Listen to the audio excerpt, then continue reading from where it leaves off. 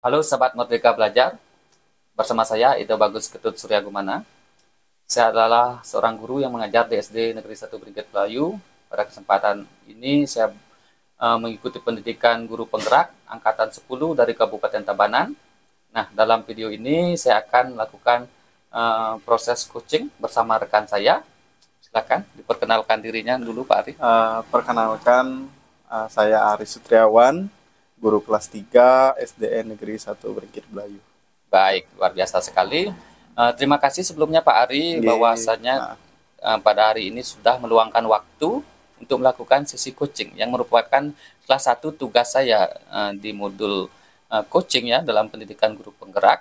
Nah, sebelumnya mungkin Pak Ari bagaimana nih keadaannya hari ini? Alhamdulillah sehat sih, syukur sehat ya, masih fit untuk mengajar gitu. Baik, luar biasa sekali ya. Walaupun kita di sini mungkin di tengah banyak sekali kesibukan ya yang ada di sekolah sudah bisa meluangkan waktu, saya sangat mengapresiasinya.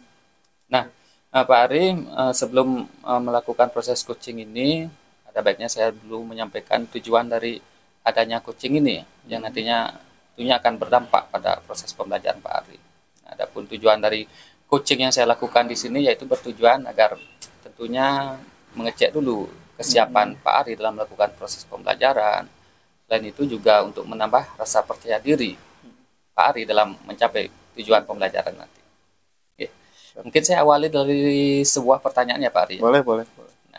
Nah, Pak Ari, saya ingin mengetahui tujuan pembelajaran yang ingin Bapak capai pada pembelajaran di kelas nanti Pak Ari.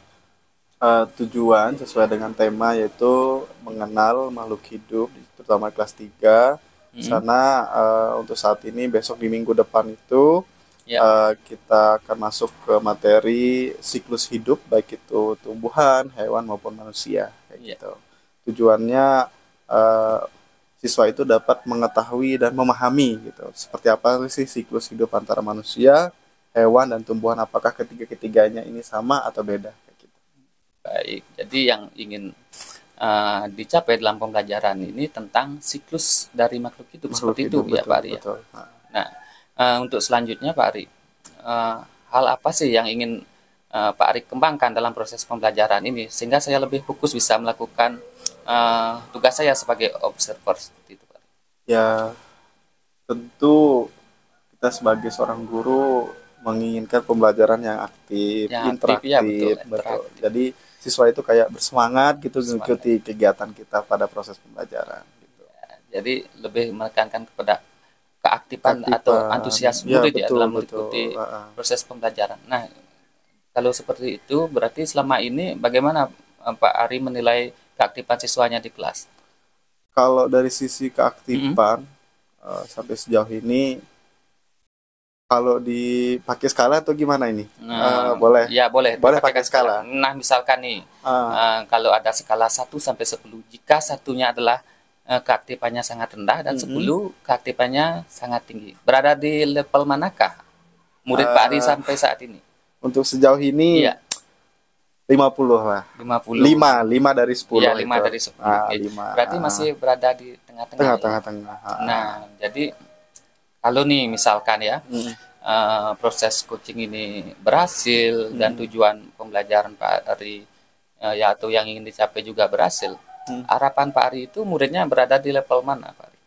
Kalau bisa sih dalam proses setelah coaching ini nanti naik jadi 88 atau 8,5 atau kalau bisa sampai 9 juga boleh. Baik, luar biasa ya. Jadi kita sebagai pendidik juga harus optimis ya untuk mencapai itu Pak Ari. Betul. Ya, tentunya Pak Ari juga sudah mungkin menjadwalkan ini pembelajarannya mungkin akan dilaksanakan kapan Pak? Minggu depan. Minggu depan. Nah, biar bisa langsung action gitu kan. Baik, luar biasa sekali.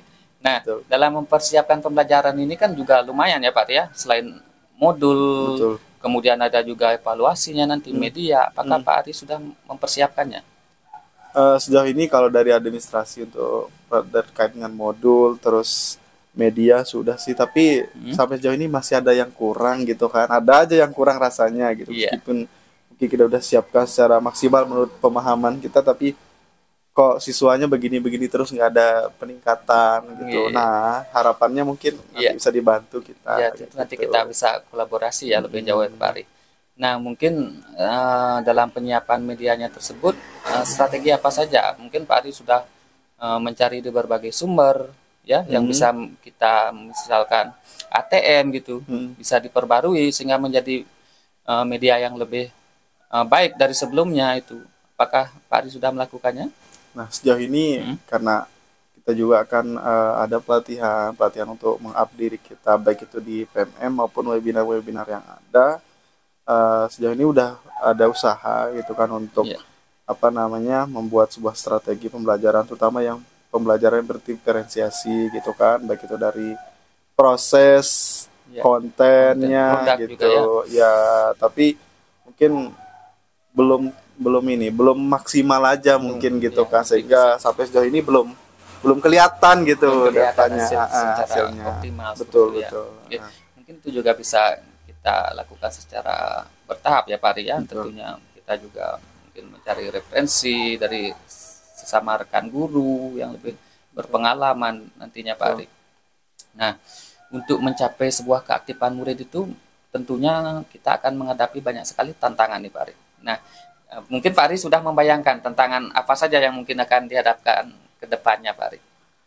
Ya, tentu tantangan yang paling utama agar siswa seperti yang tadi di awal yang sampaikan itu kayak gimana sih siswa ini bisa terlibat secara aktif dan penuh sampai dengan tercapai tujuan pembelajaran gitu kan. Itu tuh mungkin tantangan yang paling saya rasa harus saya terus menerus gitu kan up diri untuk menciptakan baik itu dari mempersiapkan materi, model maupun metode atau pendekatan sehingga kelihatan nih keaktifan siswa gitu. Tantangan itu dari dalam diri sendiri untuk tetap konsisten gitu untuk melakukan perubahan. Baik gitu. Nah, selanjutnya Pak Ari, dalam menghadapi tantangan itu mungkin Pak Ari sudah punya strategi khusus untuk menyelesaikan tantangan tersebut Pak Ari? Harapannya gitu karena kita juga di sini berada di dalam satu sekolah, harapannya mungkin di sini ada guru-guru yang senior, ada yang ikut CGP juga. Jadi harapannya kita bisa berkolaborasi, saling tukar pikiran, masalah atau apa, saling masukin lah gitu kan. Biar bisa kita kayak kalau bahasa ininya lesson study-nya dapet gitu untuk merancang proses pembelajaran untuk yang lebih baik lagi gitu. Baik, luar biasa Pak Ari. Nah, saya menangkap bahwa pentingnya ada kolaborasi kita intern ya, terutamanya sebagai seorang pendidik untuk saling mengisi kelemahan kita, sehingga itu juga bukan hanya diri kita yang melakukan refleksi, tapi penting juga kita menerima refleksi dari rekan sejawat untuk meng-up diri seperti itu ya Pak Ari. Nah, mungkin itu poin-poin pertanyaan yang ingin saya tanyakan dan sudah saya dapatkan. Selanjutnya nanti saya akan melihat bagaimana respon murid di kelas Pak Ari ya dalam kegiatan observasinya nanti. Terima kasih sudah meluangkan waktu Pak Ari. Terima kasih. Semoga persiapan dan pembelajarannya nanti saya harapkan berjalan dengan lancar. Gitu. Baik, terima kasih Pak Ari. Siap. Terima kasih.